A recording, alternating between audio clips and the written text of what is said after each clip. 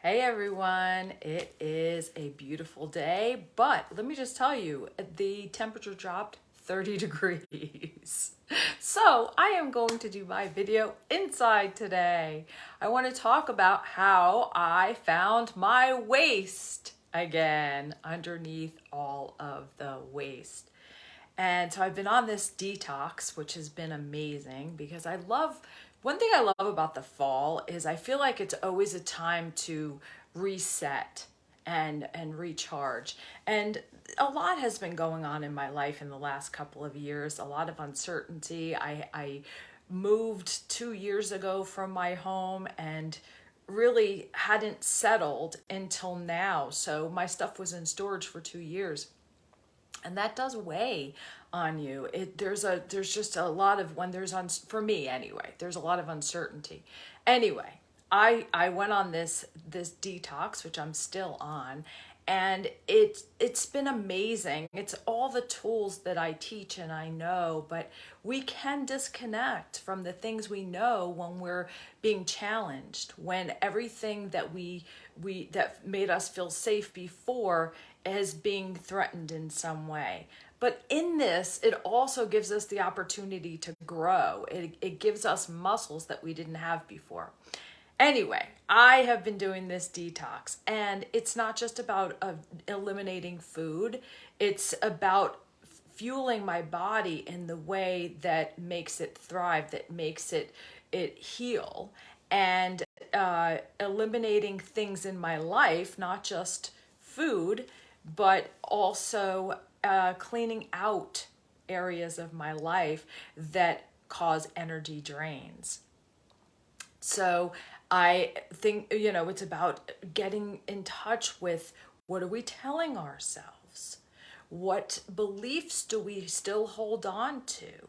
What what areas are we in? What things are we doing that actually don't bring us joy? They actually cause more stress in our lives, or keep us out of alignment of who we really are. I can do that a lot because I love helping people, but I can fall into the people pleaser. I can fall into the piece where I'm giving in more than I am actually getting in return. And it's not that I do things to get in return. I don't do things with an agenda, but if it's not serving my higher good, then it will drain me. So it's looking at all of those things. It's doing simple little practices like gratitude, like focusing on what I'm grateful for. The fact that my body has the ability to heal and bounce back. The fact that my body, when I am stressed or when there are toxins being put in my body, that I do create a layer of fat to protect my organs. That is why we get that layer of fat around our waist, is to protect us. So to actually be able to lean in and support our body in the way that it doesn't have to work so hard. It doesn't have to go into survival mode. We actually support it. We support our heart by being able to express ourselves fully, being able to be who we are in totality, the good, the bad, and the ugly, and be lovable to ourselves first. Because if we don't believe that we are lovable and we can't tap in and have compassion for ourselves, no one else is going to.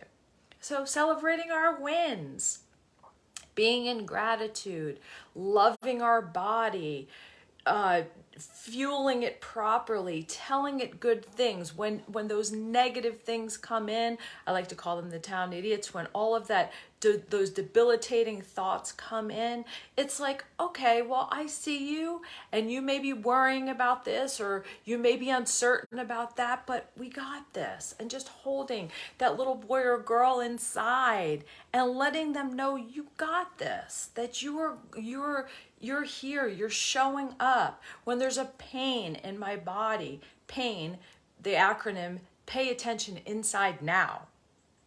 How cool is that? paying attention to what our body is saying to us, to what our soul is speaking to through us, right? So a lot of the work I do with clients is tapping into their body's wisdom, because you'd be surprised at what messages you will get. And as soon as you tap in, the pain dissipates. And sometimes, a lot of times when I'm working with a client, it'll move from their shoulders to their stomach to their chest, and it'll be heavy, it'll be a knot. And then all of a sudden, once we give it a full voice, it dissipates. So leaning in to that part of you, your soul, the part of you, the essence of who you are and why you're really here, the part where we can find our joy, peace, and freedom.